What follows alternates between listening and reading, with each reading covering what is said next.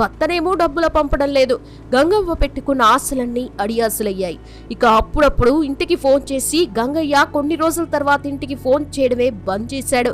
ఇక్కడ వడ్డీలేమో పెరిగిపోతున్నాయి. మరోవైపు ఇంట్లో ఘోర విషాదం చోటు చేసుకుందే. తన కూతురు అనారోగ్యంతో మరణించిందే.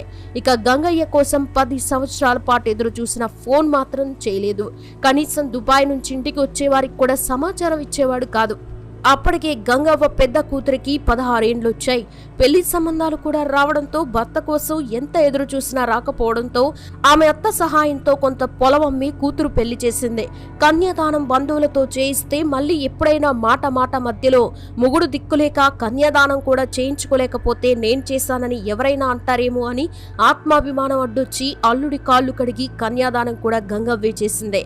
ఆ పెళ్లి తర్వాత భర్త మీద విరక్తి కలిగి బ్రతికి ఉన్నాడో మరణించాడో తెలియని వాడి కోసం ఎందుకు ఎదురు చూడడం, ఇష్టం లేక